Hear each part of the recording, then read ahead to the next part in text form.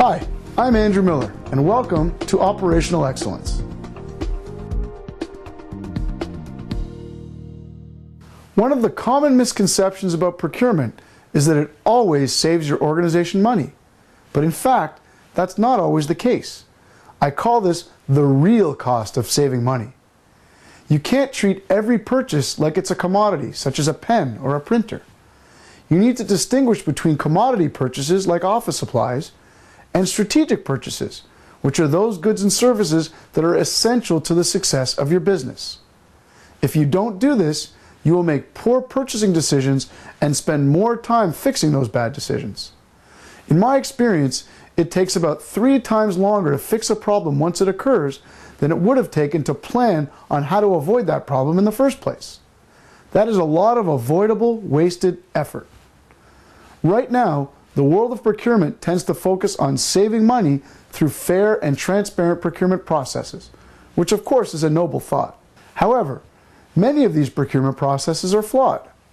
Organizations are treating every purchase the same way and forcing their business partners to respond to long, legal-sounding documents, when the focus should be on the best solutions for the best value.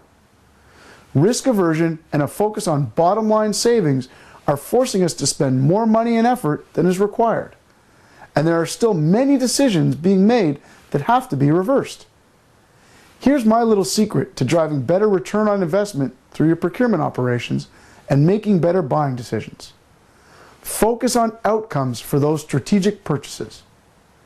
Determine the types of purchases that are most strategic and essential to your organization and determine an appropriate approach for buying those goods and services. In these cases, it's important to focus on the outcomes of the purchasing process. That means answering the question, what do we want to achieve in buying this good or service? Typically, companies start with the answer. We need a workshop, we need a new technology system, we need a strategic plan. You need to take a step back and ask why you think you need these things.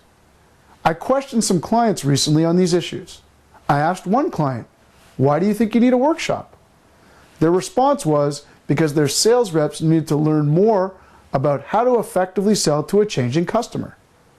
A workshop was not the most effective way to do that and would not have yielded the results they needed. I asked another client, why do you need a new technology system? Their response was because they wanted a more standardized way of operating. A new system would only have exacerbated their problems because they would have been making bad decisions faster. They needed to fix their operations before automating anything. A third client asked me for a strategic plan, so I asked why they needed a strategic plan. The answer? Because we need to know where we're going to be in the next 5 years. After some discussion, we agreed that what they really needed was an execution plan. Their strategy was fine, but they didn't know the first steps required to execute that strategy. As you can see, when you attempt to buy what you think is the right solution, you can take yourself down the wrong path. Focus on the outcomes you want to achieve, the problems you want to solve, or the differences you'd like to make. Then, work with business partners to develop the best solution based on their experience.